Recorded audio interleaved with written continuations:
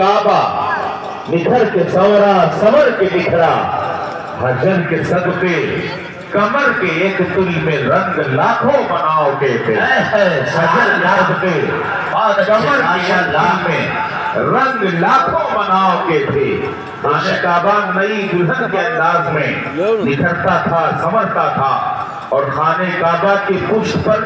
جو حجر اسود نصب کیا ہوا ہے وہ یوں محسوس ہوتا تھا کہ جیسے کسی کے کمر میں خوبصورت تل رکھ دیا جائے اور وہ حسین بدن اس تل کے بنیاد پر بہت عمدہ دکھنے لگے تو خانہ کعبہ منور ہے اور اس کے کمر کے قریب پشت کے قریب حجر اسود نصب ہے کاش وہ حجر اسود جو کالے رنگ کا ہے اور خانہ کعبہ روشنی سے منور اور اجالا ہے اس اجالے میں خانہ کعبہ کے اندر اس حجر اسود کا دکھنا ایسے دکھتا تھا جیسے کمر کے ایک تل میں رنگ لاکھوں بناؤ کے دکھیں بہت سارے رنگ محفوظ ہوتے ہوں بہت ساری جھلک دکھتی ہو بہت ساری خوبصورتیاں نظر آتی ہوں اس طرح خانہ کعبہ حجر اسود کے تعلق سے خوبصورتی لیے ہوا تھا مسلمانوں صرف اتنا ہی نہیں بلکہ میرے آقا کی شان یہ تھی آپ علماء سے سنتے ہیں تفصیل میں نہ جا کر میں اشارتاً بتاؤں گا کہ تمام انبیاء و رسول جو دنیا میں تشریف لائے ان میں صرف 2 نبی اور رسول ایسے ہیں جنہیں اللہ رب العزت نے بغیر کسی واسطے کے شرف حق کلامی بخشا ہے اللہ رب العزت نے ان سے ڈائریکٹ کلام فرمایا ہے ایک نبی حضرت موسیٰ علیہ السلام ہے جن کو کلیم اللہ لقب بھی دیا جاتا ہے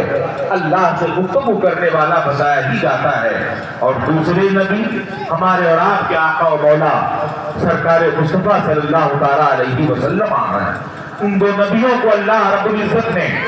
بغیر کسی وسیلے اور تعلق کے بغیر کسی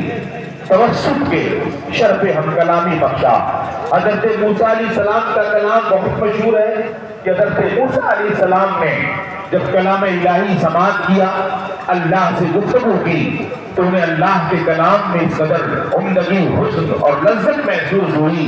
کہ بارگاہ الہی میں عرض کرنے لگے مولا تیرے کلام میں وہ لطف ہے تیرے کلام میں وہ لذت ہے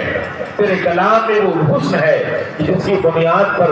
میں تیرے جلووں کی زیارت کے لیے بےتاب نظر آتا ہوں رب تو نے مجھے اپنا کلام سنا دیا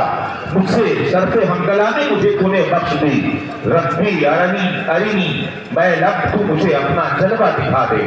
میں تیری زیارت کرنا چاہتا ہوں میں تیرے نور سے اپنے آپ کو آشنا کرنا چاہتا ہوں بغیر حجاب اور پردے کے تجھے زیارت سے محسوس ہونا چاہتا ہوں حضرت موسیٰ علیہ السلام نے کلام الہی سن کر خواہش ظاہر کی کہ رب مجھے اپنا جلوہ دکھا دے رب کی طرف سے ارشاد ہوتا ہے موسیٰ کلام کے شرف سے تجھے مشرف کر دیا کہ بہت عظیم درجہ میں نے تجھے دیا تم کلام کے بعد میری زیارت سے محسوس ہونا چاہتے ہو میرے جلووں سے اپنے آپ کو آراستہ اور منور کرنا چاہتے ہو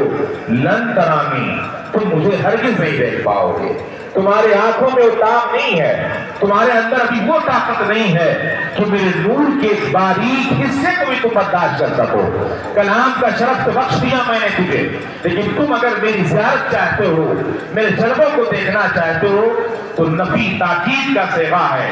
رب نے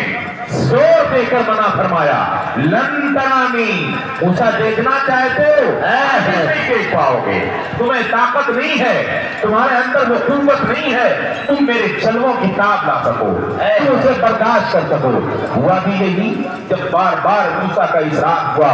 رب تبارک و تعالی نے اپنے جلوے میں سے باریک تر حصہ نازل فرمایا اور ارشاد فرمایا کہ موسیٰ ڈائریکٹ تو بہت بڑی بات ہے اگر دیکھنا ہے تو دور پہاڑ کی طرف جاؤ میں وہاں جلوہ نازل کروں گا اتاروں گا اس پر اترنے کے بعد تم دیکھنا تو ہو سکتا ہے کچھ جھلک برداشت کر لو اللہ رب العزت نے پہاڑ پر اپنا جلوہ نازل کیا اتارا پہاڑ پاش پاش ریزہ ریزہ ہو گیا اور حضرت موسیٰ خشی کھا کے گر گئے مسلمانوں پہاڑ کے توسط سے بھی ایک باریک تر جلوہ حضرت موسیٰ علیہ السلام برداشت نہ کر سکے مگر میرے محبوب نبی سرکار مصطفیٰ صلی اللہ علیہ وسلم کی یہ شان بابرکت ہے کہ میرے آقا کو اللہ رب العزت نے صرف جنموں کے زیارت سے مشرف نہ فرمایا، بلکہ جب رب کے قریب ہوتے ہیں اور میرے آقا جھجکتے ہیں، سہمتے ہیں، تو رب فرماتا ادنو منی،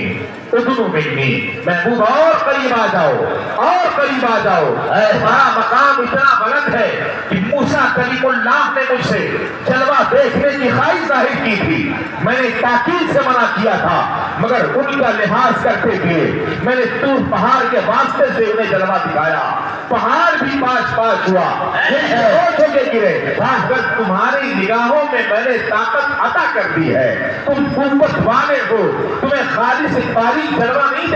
دیکھنا ہے، سراپا نور کی ذات ہے، تمہیں جھجکنے کی ضرورت نہیں ہے، قریب آ جاؤ اور قریب آ جاؤ۔ قرآن کہتا ثم دنا فتدلی، پھر میرے رب نے جب آقا کو قریب کیا تو اس قدر قریب ہوئے وَكَانَ قَابَ قَوْسَيْنِ أَوْ أَدْنَىٰ، ایسے قریب ہو گئے جیسے دو قوس، دو کمان ایک دوسرے کے قریب ہوتے ہیں، اس سے بھی زیادہ آقا قریب ہو گئے۔ مسلمانوں، مگر اللہ رب العزت کے جلووں کی تاب لا کر اسے محسوس ہوتے رہے، میرے رب کی جلووں کی تاب لا کر محسوس کرنے کے بعد میرے محبوب نبی پر کوئی فرق نہ پڑا، بلکہ اللہ رب العزت نے انہیں اس قدر نواز دیا، اس قدر نعمتیں عطا فرمائی کہ قرآن فرماتا ہے فَأَوْحَىٰ إِلَىٰ عَبْدِهِ مَا أَوْحَىٰ، میرے رب نے اپنے محبوب نبی اور بندے کو وہ باتیں بتائیں جو بتائیں وہ خود جانتا ہے، کہ اس کے محبوب جانتے ہیں، وہ عطائیں گی جو ان دونوں کے سوا کوئی نہیں جانتا۔ سرکار اعلیٰ حضرت پکار اٹھتے ہیں، میرے آقا آپ کی شان اتنی برتر ہے کہ موسیٰ کلیم اللہ جلووں کی زیارت کے لیے بے تاب تھے، رب سختی سے منع کرتا تھا، جب دیکھنا چاہا طور پہاڑ پر جلوہ اتارا، باریک تر جلوہ تھا، طور پہاڑ بھی پاش پاش ہوا۔